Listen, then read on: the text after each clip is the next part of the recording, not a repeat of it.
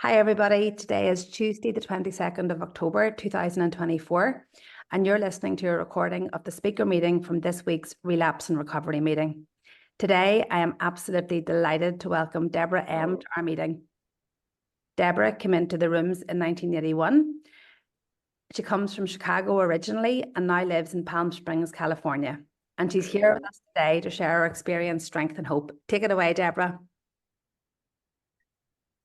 Thanks, Ani, and thanks, Rita, for asking me to share this morning. My name is Deborah, and I am a compulsive overeater, vomiter, and drug addict, and grateful to be here this morning, kind of, because it is 6 a.m.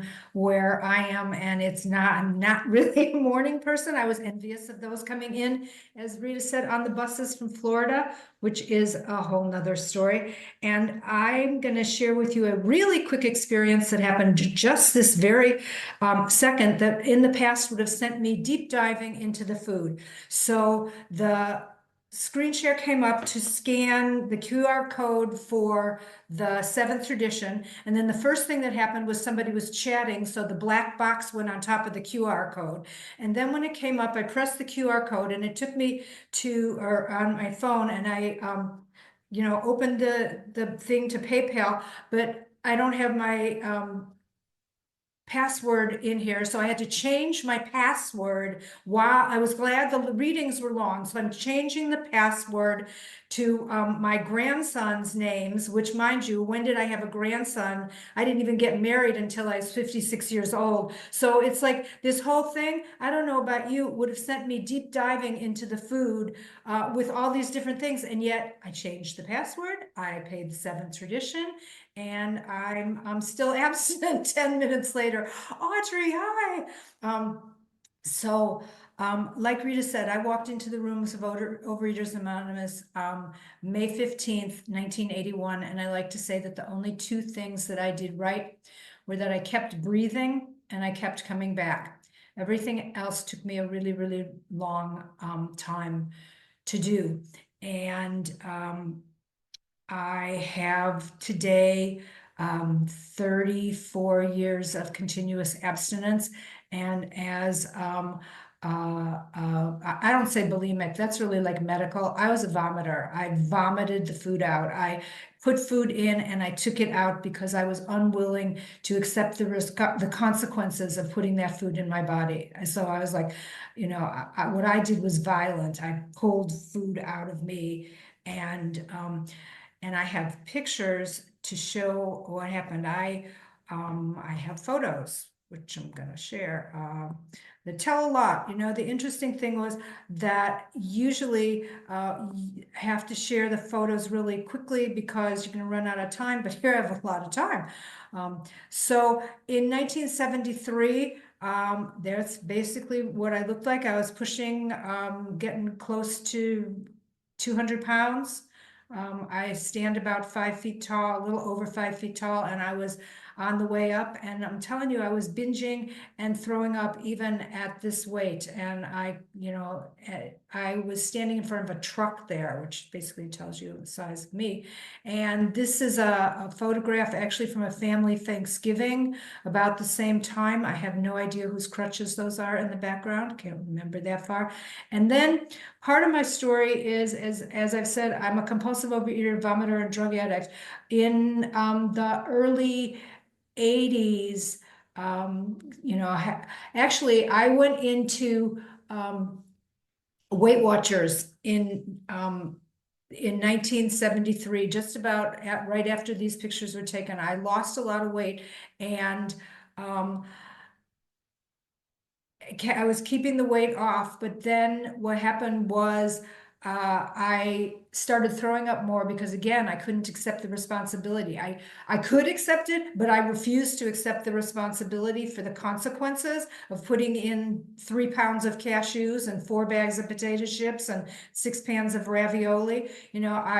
So I was, throwing the food up and had lost a lot of weight, but had started using cocaine because cocaine makes you really not hungry and you can run around all day. And I lost a lot of weight, and there I am in 1981, and I had lost a lot of weight at that point, and you can see my like cocaine crazy eyes because I was just nuts.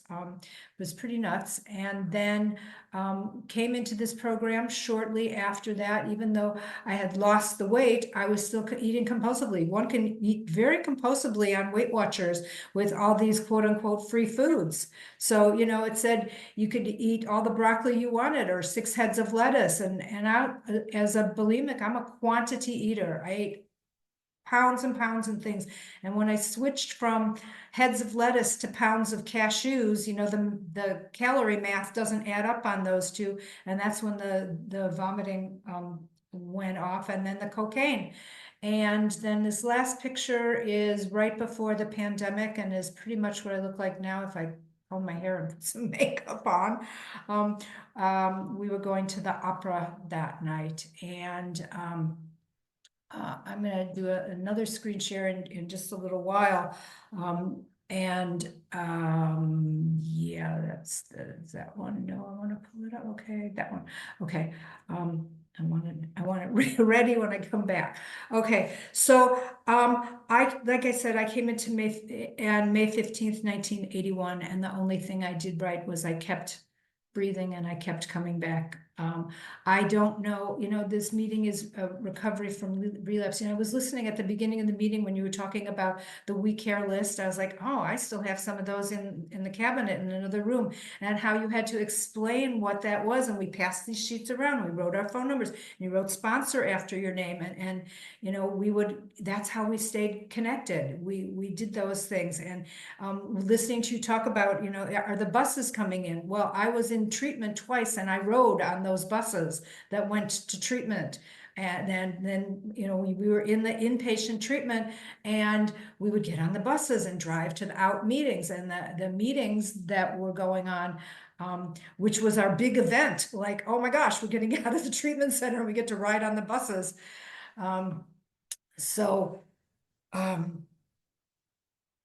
Yeah. How did that sad girl get to be the woman that I am today is a miracle of the 12 steps of recovery. And I don't know about any of you. Over time, you begin to have a collection of big books. Now I'm into the large print size big books at 73 years old. Well, 73 in 2 weeks. My first big book, one of my first big books looks like this. It's in a lot of pieces. And they say if you don't have your big book in pieces, you're not opening it enough. I had this one spiral bound so that I could use it at big book meetings and do underlining in the large print book, and learn more about the recovery that I have today. And and interestingly enough, inside this book are actually the hard copies of those photographs, because we would pass them around at meetings. There are others. Here's another one. You know, we would pass the photographs around at meetings, and you would want to make sure that you got yours back before you left. There's that one, and there's the skinny one with the golf. But yep, we would do that. And I don't know about any of you.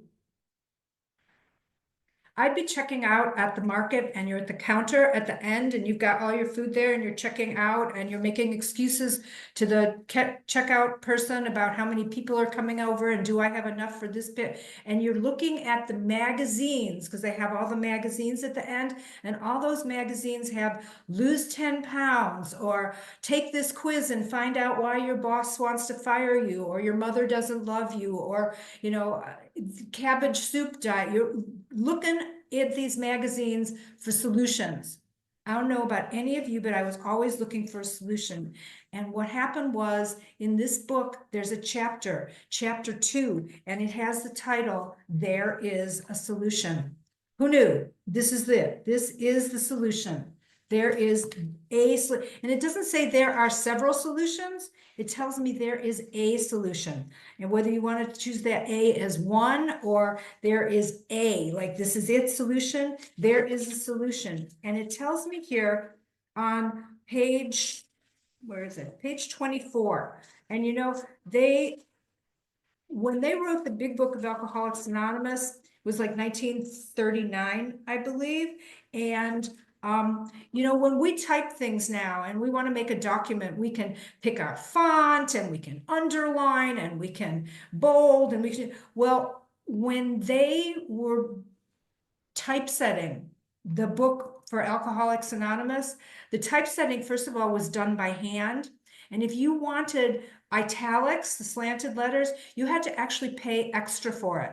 And these were a bunch of broke alcoholics. And the very fact that they put out cash to put some words in italics was a really big deal. And on page 24, now I need glasses. Thanks, glasses and the large print book. It tells me here, the fact is that most alcoholics, for reasons yet obscure, have lost the power of choice in drink. Our so-called willpower becomes practically non-existent.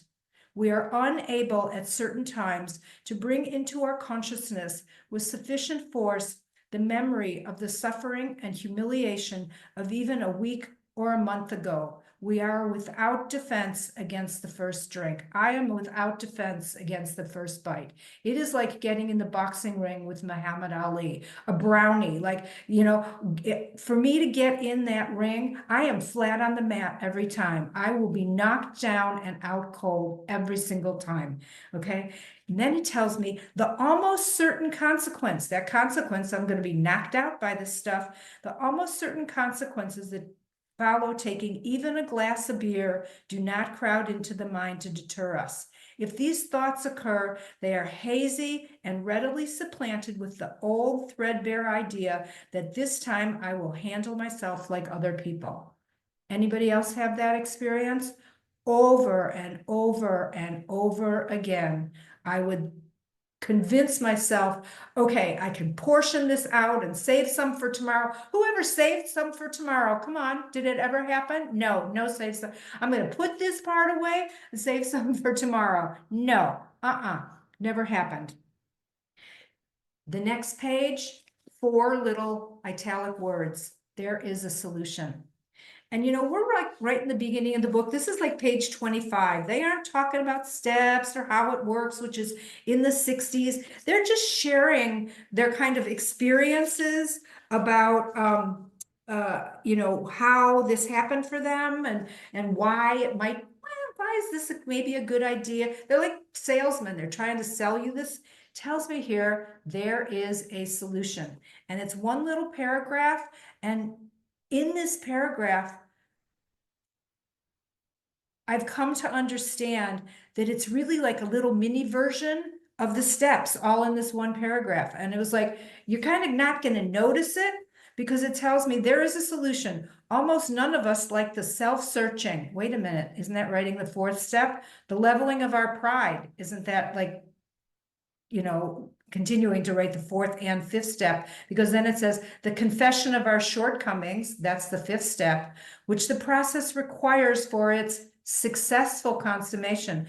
I started diets over and over and over again, hundreds of times, lost thousands of pounds, but I had to keep doing it again and again. It was never successfully consummated. I did it. It lasted for a while. One day, back up again. Okay. But we saw that it really worked in others. We came to meetings and we saw other people. It really worked in others. And we had come to believe in the hopelessness and futility of life as I had been living it. When therefore, and when you take the word we out and change it to I, when therefore I was approached by those in whom the problem had been solved, that's the rest of you who are working this program, telling me your life's getting better, you're not getting fired for jobs, you get to go out on dates with other human beings who don't want to get rid of you in 15 minutes, okay? When therefore we were approached by those in whom the problem had been solved, there was nothing left for us to do but to pick up the simple kit of spiritual tools laid at our feet. We have found much of heaven and have been rocketed into a 4th dimension of existence of which I/we had never even dreamed. And this is like early on in the book. They're like, if you do this, you're going to get this. And I'm like, really? Who, me? Are you kidding? And the truth is, I stayed around. And these are the things that happened. I was watching as people were coming in this morning, and I have been as I said, abstinent for 34 years now, and my life has changed a lot. I stopped getting fired from jobs. I learned how to date, but that wasn't easy either. My sponsor, who is still my sponsor at about 17 years, said to me, "You're clean, you're sober, you're abstinent, your relationships with other human beings stink. You need to go to Al-Anon." Because Al-Anon is about the 12 steps without a substance involved. There's no drugs, there's no alcohol. My substance is other people, and I didn't want to be around other people. I didn't know how to be around other people. My family was tiny. My father died on my 16th birthday. My mother was a narcissist and was never over 110 pounds in her life, and died 2 years ago at 100, still weighing that same way.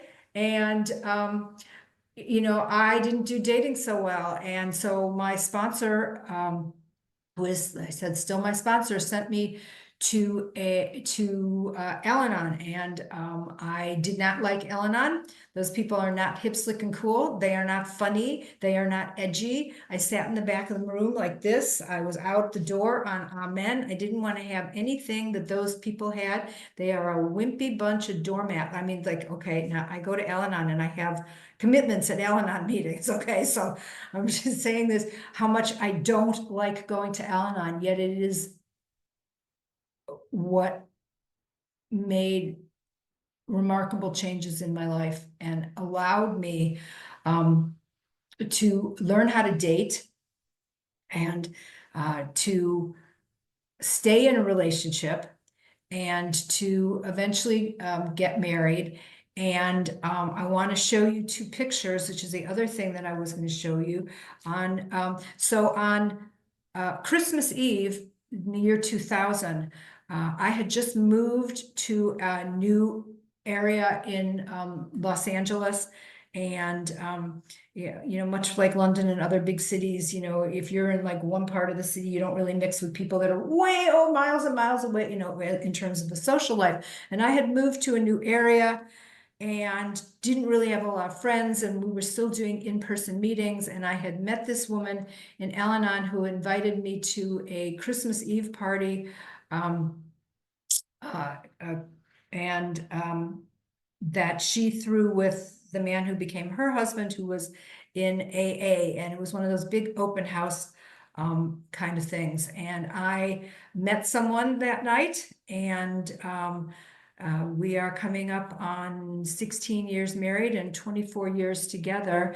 And what's funny or interesting, or compulsive overeaters will totally get this. The picture on the left that I'm going to share is the night that we met. And this is in our house 24 years later, 23 years later, because it was last December. Yes, I'm wearing the same outfit. And for compulsive overeater, there I am in the same outfit 24 years later. The boots are different, but the skirt and the top were exactly the same.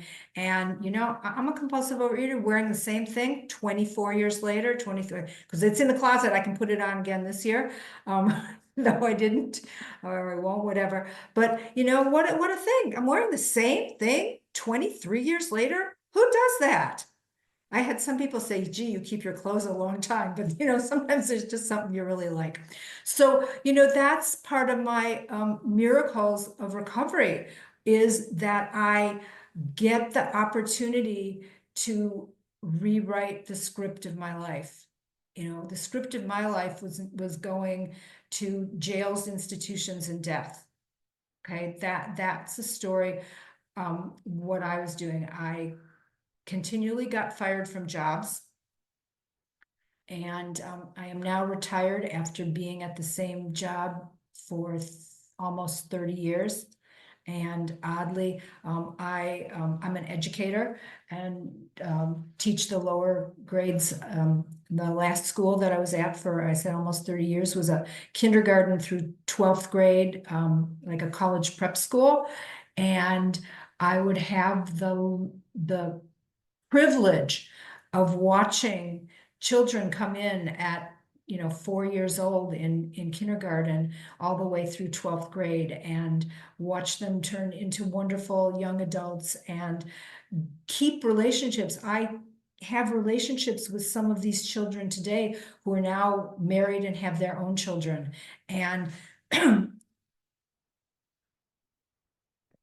that ability to keep relationships is a gift of recovery, because when I came in here, I was crossing the street. If I saw you on the other side of the street and I either owed you amends or was shameful or something, I would be crossing the street so that you didn't see me.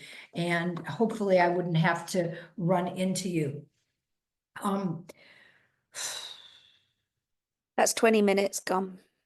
Thank you very much.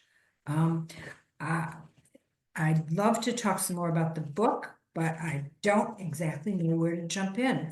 There's so much. On page 45, I think it's 45, that's in there, because don't use the book that's in pieces, use the book that's all together.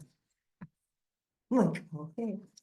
On page 45, it's in the chapter We Agnostics.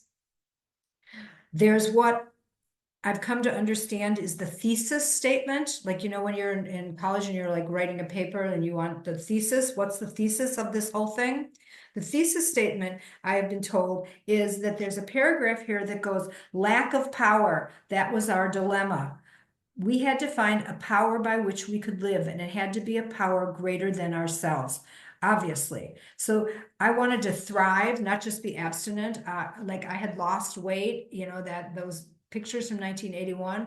I had lost weight. I was skinny, but I was miserable. I was angry. I was still getting fired from jobs. I still couldn't go out on dates.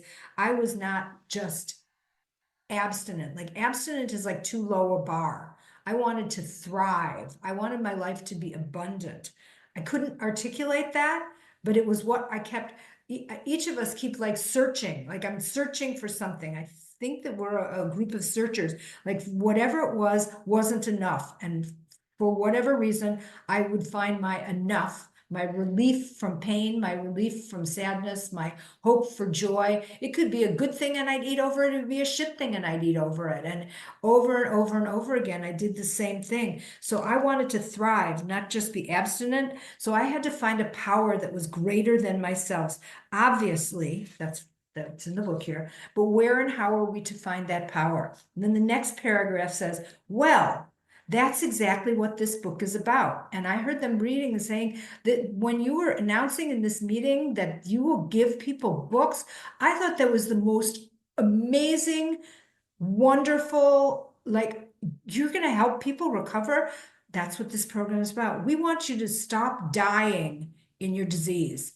And the thing is, in this disease, we die really slowly. We don't overdose. We don't, whatever. We die one forkful at a time, one spoonful of that frozen stuff in the freezer, over and over for years and years, and we lose limbs and we get diabetes and all these things happen. We have heart attacks. We die ugly in this program, but we die just the same. So tells me here, where and how do I find this power? Well, that's exactly what this book is about. Its main object is to enable you to find a power greater than yourself that will solve your problem. And what's my problem? My problem is a spiritual malady.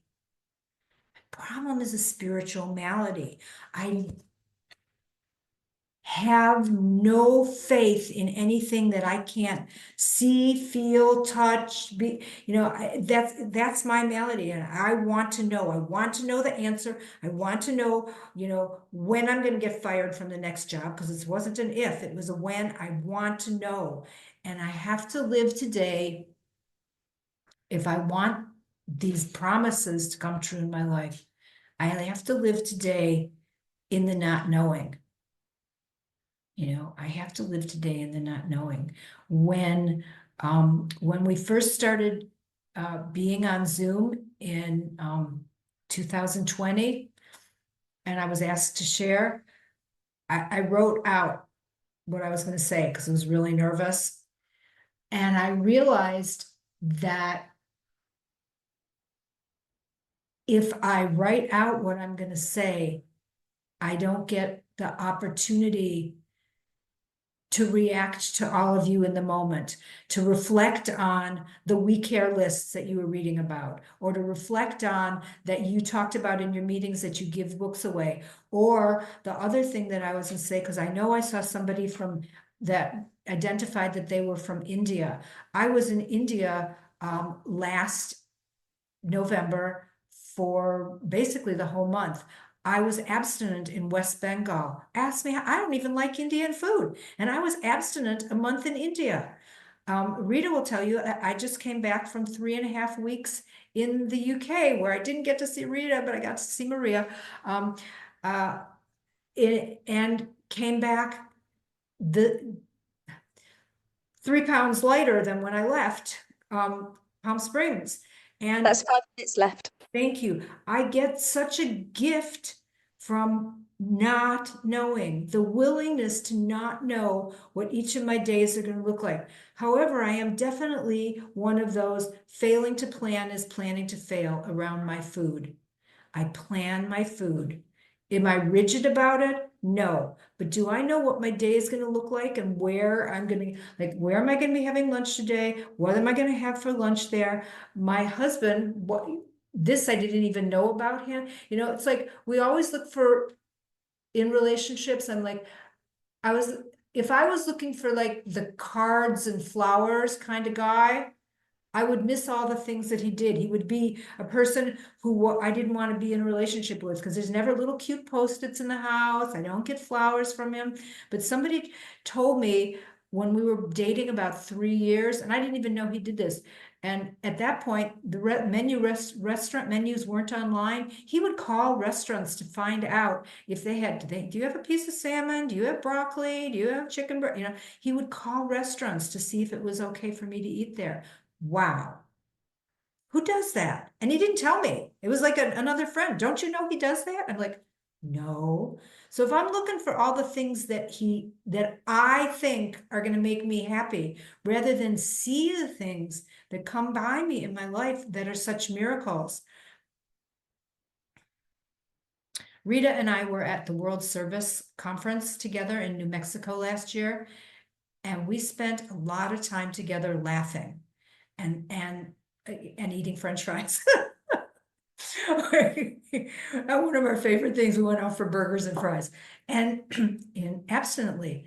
And we can share joy today. I have the ability to share joy today. I'm not always in that place of anxiety about controlling my environment, the people in my environment, outcomes. I have a faith in a power greater than myself. At first, yes, at first it has to be the people in the rooms, the people that we make connections with. And, you know, I have to be careful not to like take a survey. Okay, take a survey, find somebody who would co-sign my bullshit. If something was going on and I made like 5 outreach calls looking for the person who was going to agree with me, you know, I'm taking a survey. Maybe they don't have this right. I'm going to call somebody else. And I would call and call until I found somebody who agreed with my bullshit. Instead of picking a posse of people, the same 5 or 6 people that are getting well together, including my sponsor, who will call me out on my stuff. Like, Deborah, are you really thinking about doing that? That is really not your best idea. Or, Deborah, you're full of crap. You know, I'm just like, no. And today I have great, whatever. I'm so grateful for these people in my life. I'm so grateful. I want to finish up with 2 little things that are here in the big book. We often read at the end of meetings, not all of them, but a lot of meetings and reading on a vision for you.